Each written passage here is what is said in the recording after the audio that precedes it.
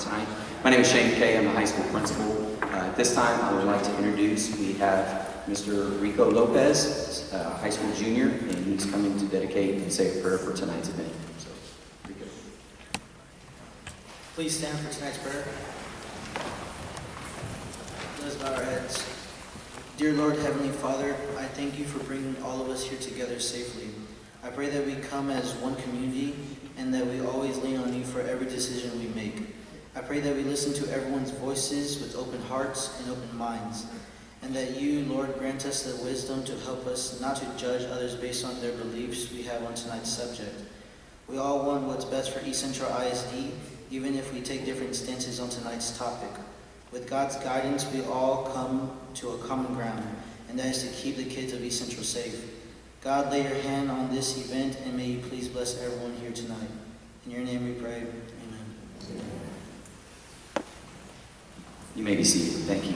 This time I'm going to turn the microphone over to our school board president, Mr. Steve Bryant, for some opening comments.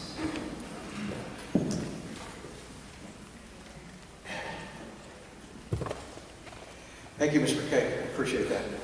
Good evening, everyone. On behalf of the Board of Trustees, I'd like to welcome you to the Gary Patterson Center for the Performing Arts. This facility was constructed with funds from the 2016 bond program and provides our students and faculty with an exceptional place to learn, teach, and show off. As you may have noticed on your way in, this building is dedicated to the men and women of our community who made the ultimate sacrifice to protect our community and perished in the line of duty. Please join me in a moment of silence to honor their service and the service of those who have served and who remain on duty.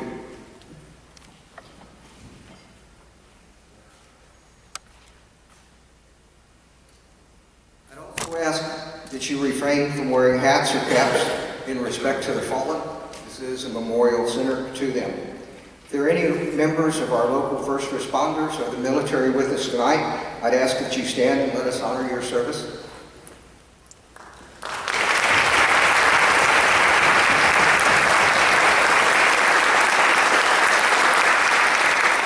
Thank you. We are the land of the free because of the brave. Additionally, if there are any elected officials from St. Hedwig, Elmendorf, China Grove, San Antonio, or Bexar County, please stand and be recognized.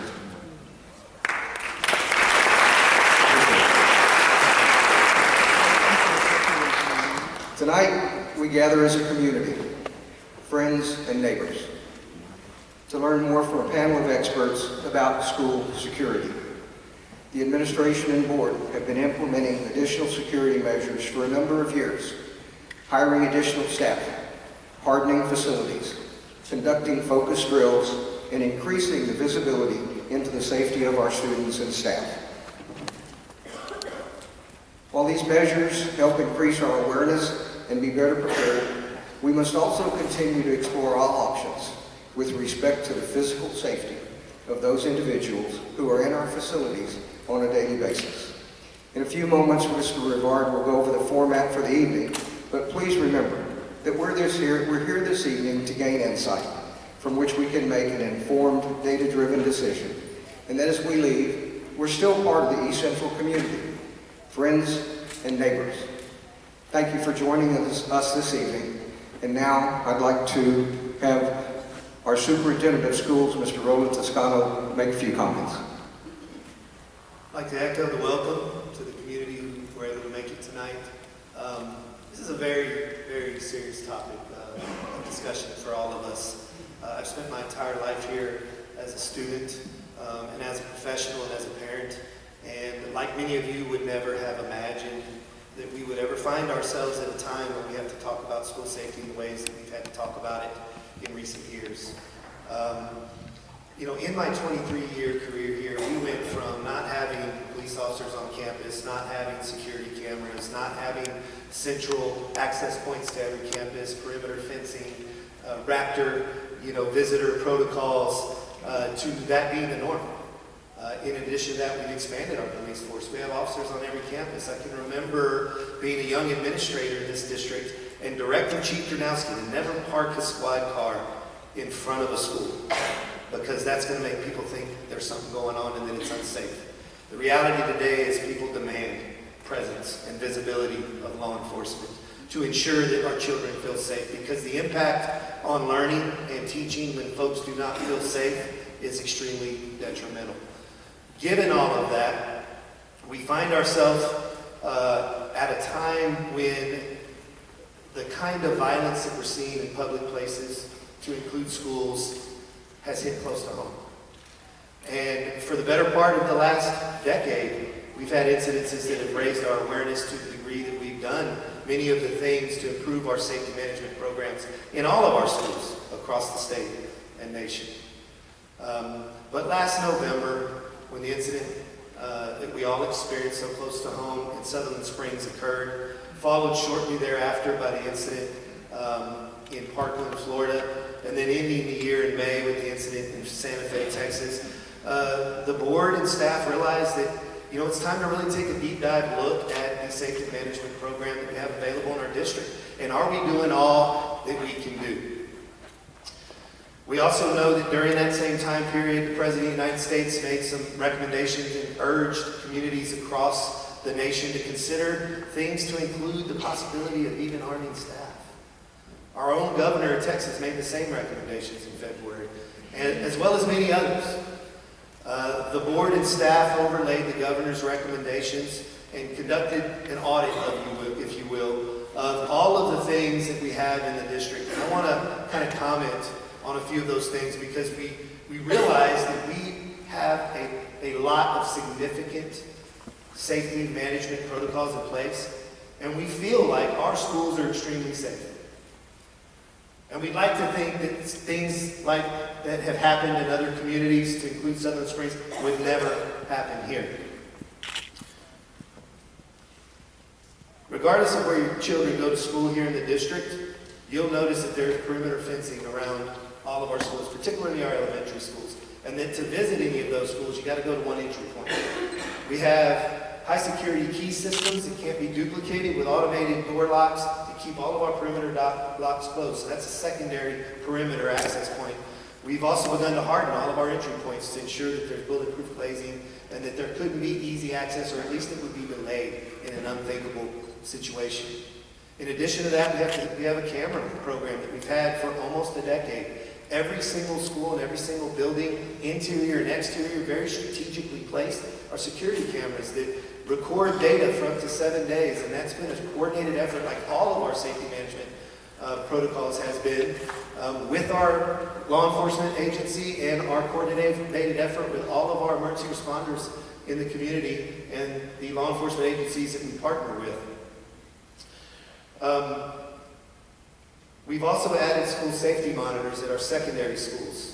Safety monitors support the administration and our campus police officers to be visible, to be present, to look at high traffic areas, to look at areas where we might be a little bit more accessible than we would like to be, to make sure that there's eyes on every access point to prevent any intruder from entering any of our buildings.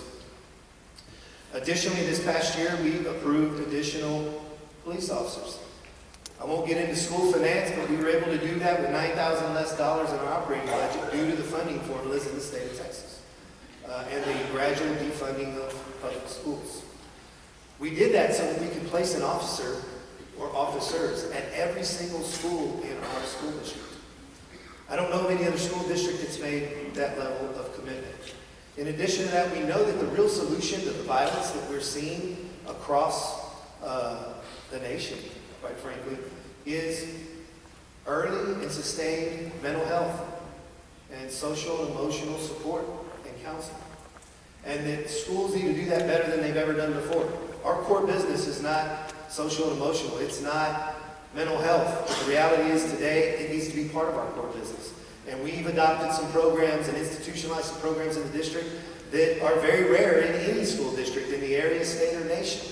We call it EC Cares, and we've partnered, in addition to that, with the City of San Antonio, and you'll see that publicly presented in the media tomorrow. We're one of 3 districts who are partnering in a program that identifies children going through trauma that may not have happened in school, and making schools aware so that we can provide those wraparound services and support for the child and the family, and that we can follow them through their remaining schooling with us. Because at the end of the day, that's where our investment needs to be.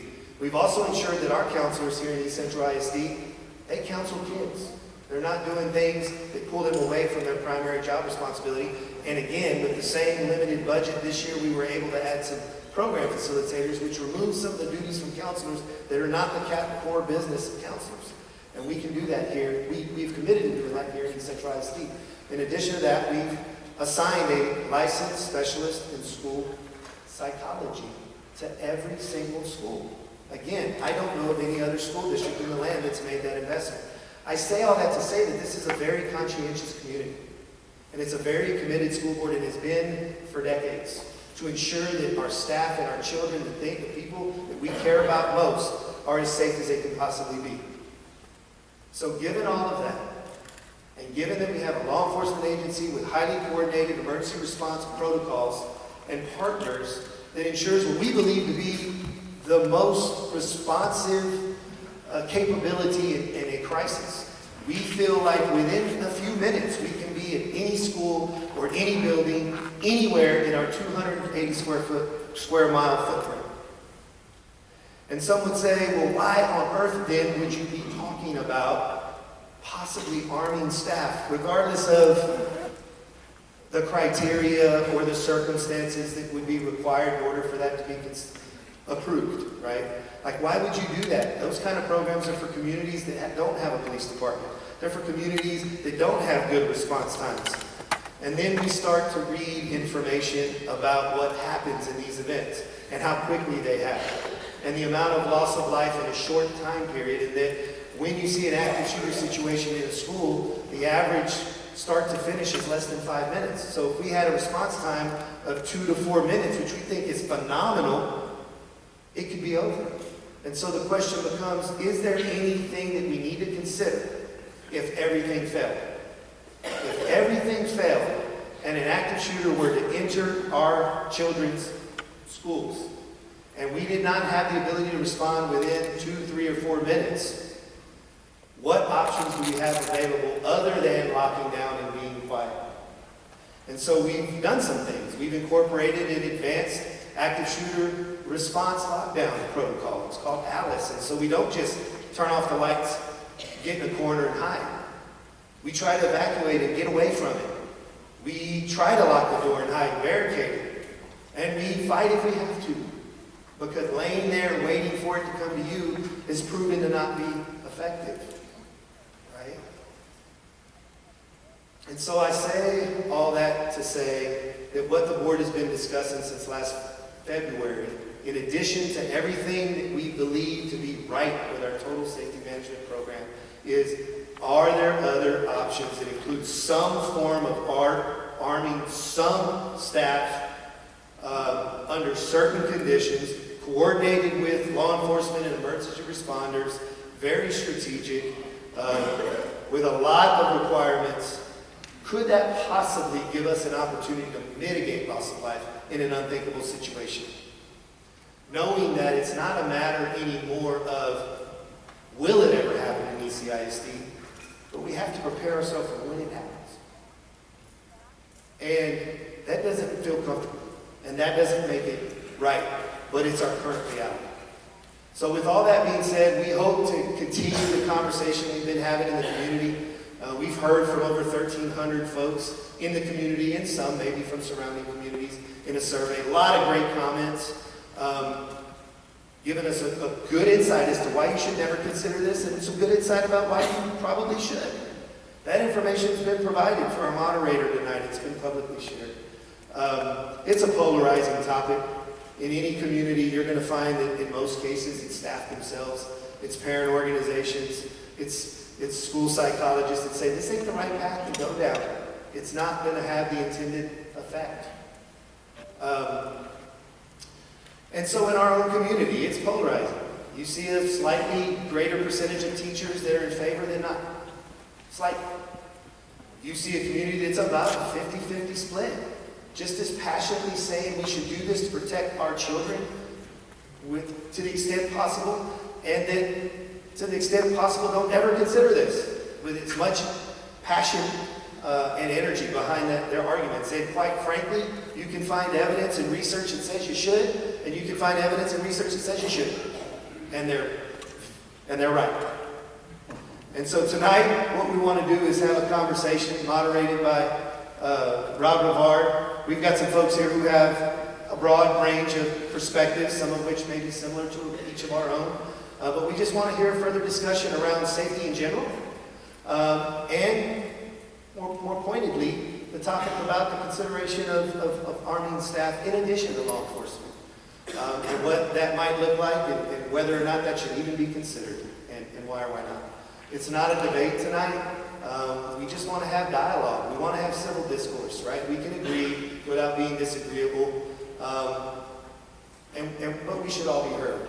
There'll be some roving mics. There'll be a point in the conversation today where folks will have an opportunity to ask questions. You were in the handout you were given, I believe there's a QR code on the back or a URL. That's going to a Google form. We've got staff monitoring that, so if you don't get a chance to ask a question or you want to make a comment and you want it to be archived and shared with the board, or a question that may eventually, if we get time tonight, be given to the moderator to ask of the panelists. That's another way for your voice to be heard tonight, and that's what we want. We want everybody's voice to be heard. So again, thank you all for being here. This is a strong community. It's my community like it is your community. It's my children's community like it is your children's community. We love it, and we don't want nothing more than the best for all of us to reside here and serve here and that are educated here. So with that, I'll turn it over to Mr. Rivard. I think you've got a mic, right? Thank you, Mr. Toscano, and thank you to the Board of Trustees for having me and all of you who are East Central residents and district voters. Thank you for having me. It's a pleasure to be out here. This is an incredible performing arts center. I remarked to some of your school leaders that are reminding me of one that I was in Bernie Champion High School, and it turns out the same architect did both of them. So you have something here that's really amazing and you can be proud of, and it's nice to be one of the first programs in here. I know Roland Toscano from the Rivard Reports Annual Education Forum that occurs every March. We've had the opportunity to work together some, so I really appreciate that he gave me the opportunity to come out here and talk to all of you. If you're not familiar with the Rivard Report, it is a nonprofit, nonpartisan digital media site that we launched 7 years ago after I retired as a long career as the editor of the Express News, as the executive editor of the Express News. We're 7 years old next month.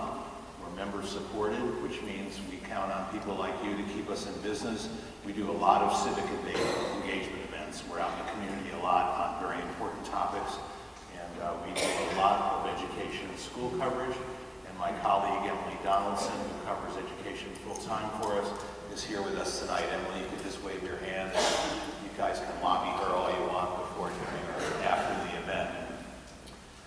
So I saw all of you praying at the beginning, which was a very thoughtful prayer, and we all agreed that we were going to get along tonight and treat each other with dignity and respect, and I heard all of you say amen, so don't tell me I didn't hear you. My job tonight is to be the moderator. It's not to necessarily give my own personal viewpoints about school campus safety, guns versus no guns, teachers being armed versus not armed. It's to engage our panelists in a vigorous conversation and, in fact, to ask some of the hard questions.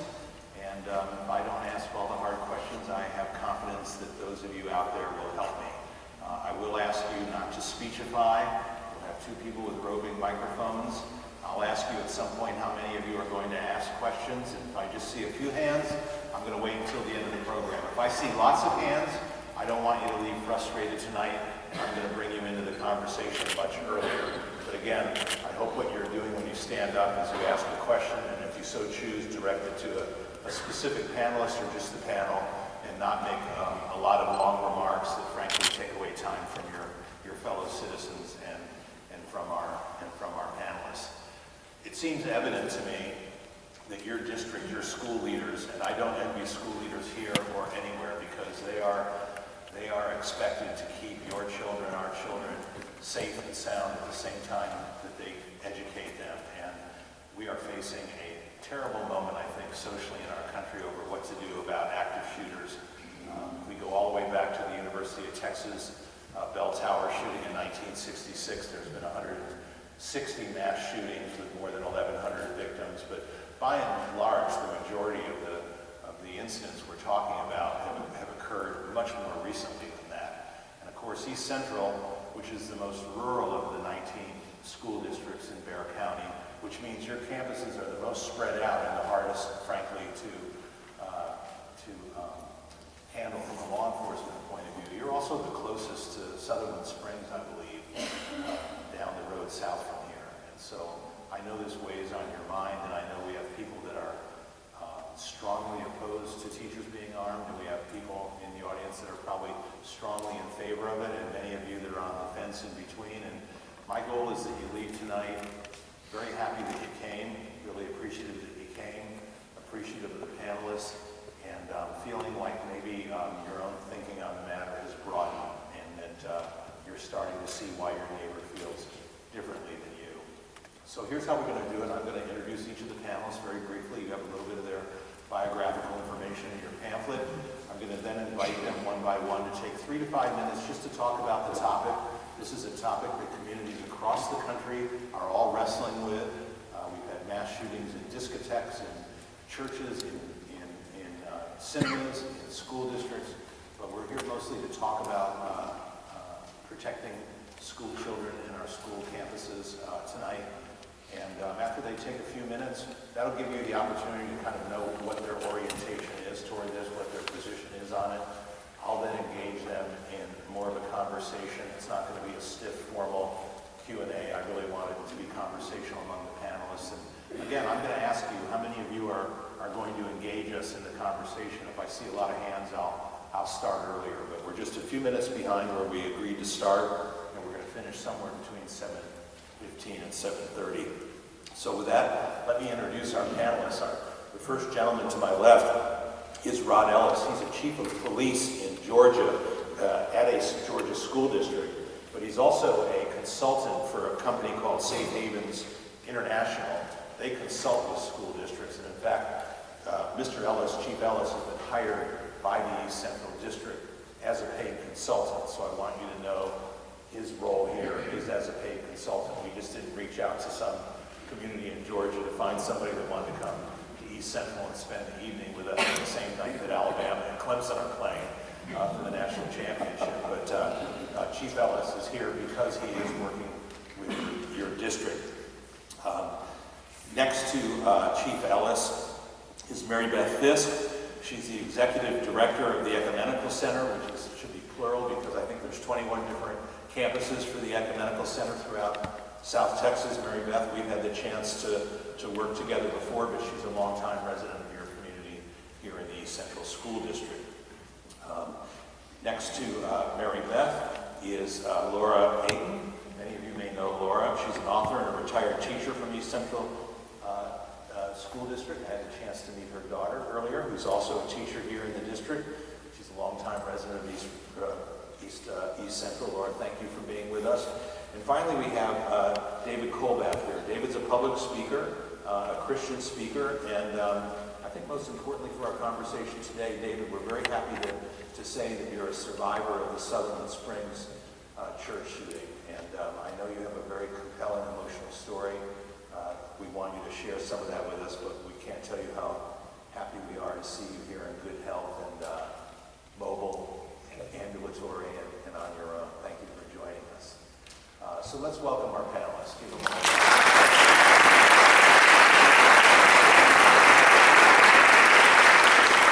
Chief Ellis, I'm going to start with you. And as I said, we're having a community conversation that's probably happening in hundreds, if not thousands, of communities across the country as we speak, if not tonight, through the early months of 2019.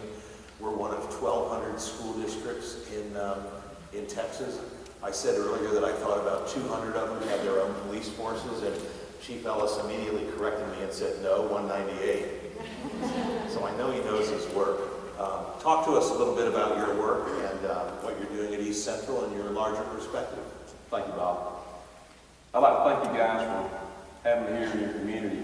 And it means a lot to be invited over here to try to help shed light on something that's extremely important to every one of us in this town, regardless of what we do, what walk of life we come from, and that's protecting children. I was really pleased today when I spent a little bit of time with police guys. Of course, you know, I'm a cop, and we naturally gravitate to other cops. I was real pleased with what I saw there, with the level of folks that you've got to protect your kids, but sometimes that's not enough.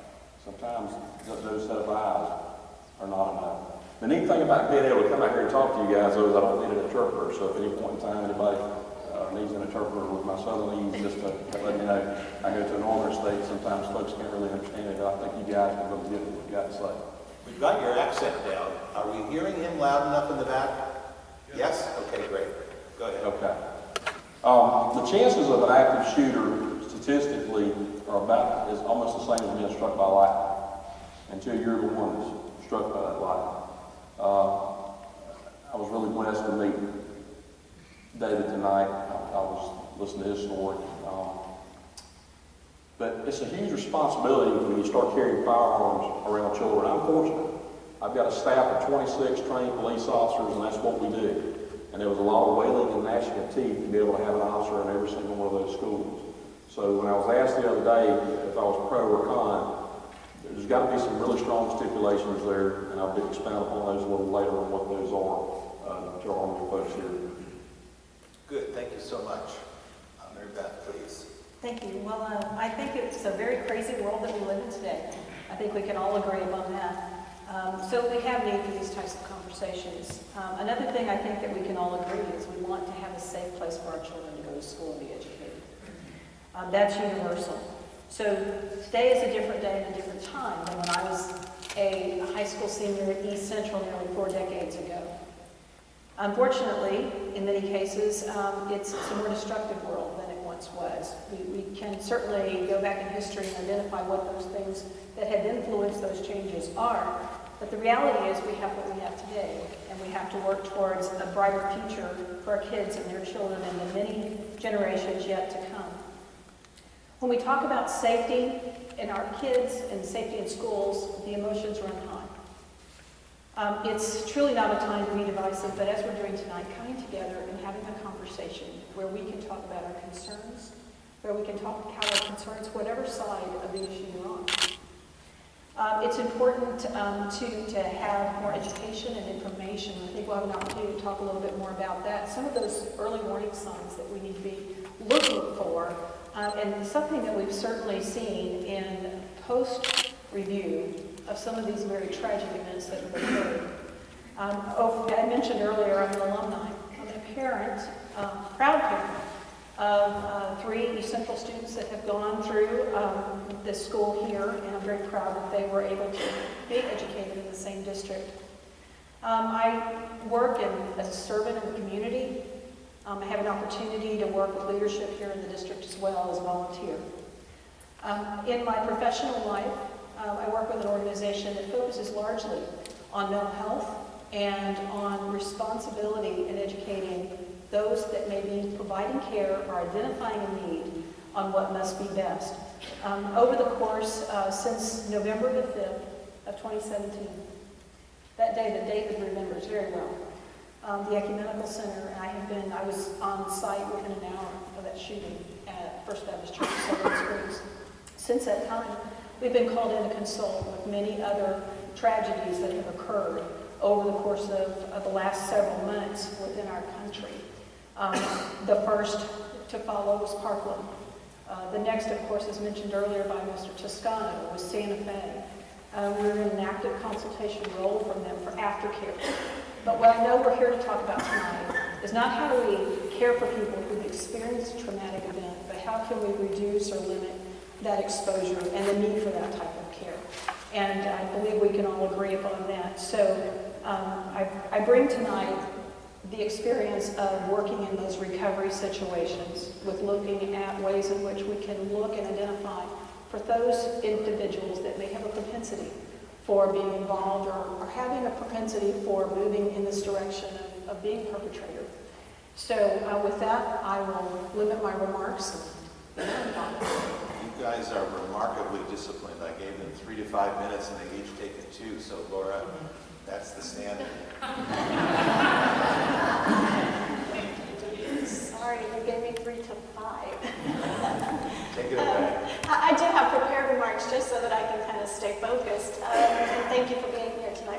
and moderating the discussion.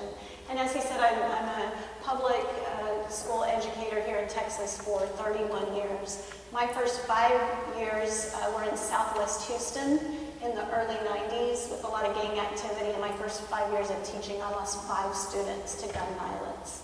And so I am